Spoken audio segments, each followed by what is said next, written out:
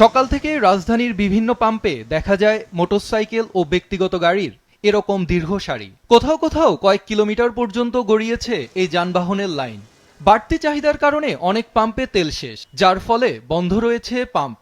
তাই চালু থাকা পাম্পগুলোতেই অতিরিক্ত ভিড়, ফলে বিপাকে পড়েছেন সাধারণ মানুষ।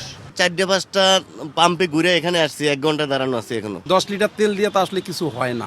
আজকে আমার কালকে আবার সকালে আসতে হবে। ঘন্টার পর ঘন্টা থাকতে হচ্ছে লাইনে দাঁড়িয়ে। কেউ কেউ অভিযোগ করছেন, অনেকেই বাড়তি তেল নিয়ে মজুত করায় সংকট তৈরি হচ্ছে।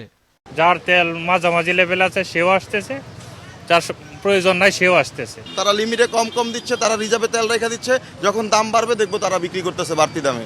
শুক্র ও শনিবার ডিপোগুলো থেকে তেল সরবরাহ বন্ধ থাকায় কিছু পাম্পে ঘাটতি তৈরি হয়েছে। তবে পাম্প কর্তৃপক্ষ বলছে, নিয়মিত ডিপো থেকে জ্বালানি সরবরাহ নিশ্চিত করা হলে সংকট হবে না। আগামীকালকে 12টার পরে ইনশাল্লাহ আশা করি গাড়ি আসবে এবং আমরাও তেল দিতে পারবো। আমার এখানে যথেষ্ট মজুদ আছে, আমি চাহিদা করলে মজুদ পাবো, সে আশ্বস্ত আমাকে করা হয়েছে। ঢাকার বাইরেও একই চিত্র।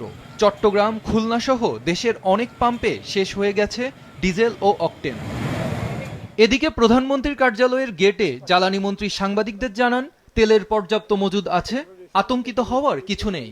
আরও 2টি জাহাজ আসছে। তাড়াহুড়া করে কোনো কিনের দরকার নাই, আমাদের কাছে মজুদ আছে। আমরা পেট্রোল পাম্পে তেল দিচ্ছি এবং চলবে।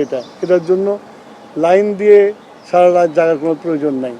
কৃত্রিম সংকট দেখিয়ে দাম বৃদ্ধির চেষ্টা প্রতিরোধে রোববার থেকে ভ্রাম্যমাণ আদালত কাজ শুরু করবে বলেও জানান মন্ত্রী। আমাদের কন্ট্রোলিং যা আছে আমরা কালকে থেকে। কায়কোবাদ মাহমুদ, মাছরাঙা সংবাদ, ঢাকা।